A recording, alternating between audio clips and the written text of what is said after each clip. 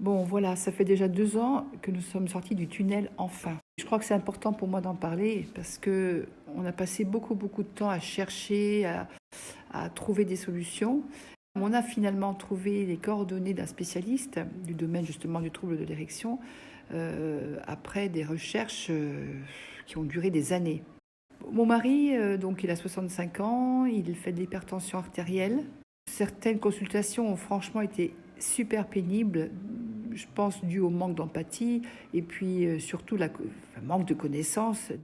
Un jour, j'ai entendu l'émission de radio où justement le spécialiste a dit une chose qui m'a beaucoup marquée, qui est si on fait un examen bancal, ça ne peut mener nulle part. Suite à ça, j'ai acheté le livre que j'ai trouvé aussi très intéressant, très clair. C'est le guide de l'impatient, le titre, et le sujet évidemment c'est l'impuissance. Suite à la lecture, on a quand même retrouvé l'espoir. Enfin, en fait, notre couple était en souffrance puisque nous avions tout tenté. Le Cialis, naturothérapie, l'homéopathie. Franchement, j'ai commencé à me sentir coupable. C'était de ma faute et puis que j'étais moins désirable. Bon, mon mari, il a toujours été très, très, très prévenant avec moi. Il se sentait le seul responsable puisqu'il disait qu'il m'aimait, que non, c'était pas moi, c'était de sa faute. On est passé par des moments très, très humiliants, surtout pendant certains examens pratiqués par des personnes vraiment incompétentes. Et on a souvent pensé, on abandonne. Dernier recours, on va peut-être faire poser un implant. Après avoir lu le livre, on a pensé qu'il pouvait s'agir de fuites veineuses puisque la description correspondait au fait qu'il n'avait plus d'érection nocturne ni matinale depuis des années. Les médicaments n'avaient absolument rien changé. Sur le plan hormonal, on avait fait donc les examens, tout allait bien. Après la lecture de ce livre, en fait, l'espoir nous est revenu. On a pris une première consultation et on a fait donc les examens prescrits, c'est-à-dire une échographie Doppler et la cavernoscanner, qui ont confirmé les fuites veineuses.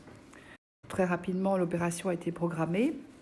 Bon, bien évidemment, on était un petit peu angoissés, surtout mon mari, par l'intervention, mais en même temps, on était super contents, super heureux parce qu'on avait trouvé une solution, puisque une lueur d'espoir nous apparaissait. Alors, d'après mon mari, après l'opération, ça n'était pas très douloureux. On a attendu la période de convalescence prescrite. Et puis, on a pu reprendre notre activité sexuelle de couple, mais vraiment épanoui, comme avant. Quand j'y pense, on a passé des années, on a perdu un temps fou. Alors le fait de témoigner, pour moi, est vraiment un acte nécessaire et d'humanité, puisqu'il faut que les gens sachent que le problème peut être résolu. On a eu la chance de profiter de cette avancée médicale. Bon, c'est encore un sujet très difficile et vraiment tabou, qui empêche de vivre vraiment sereinement. On était prisonniers de cette situation.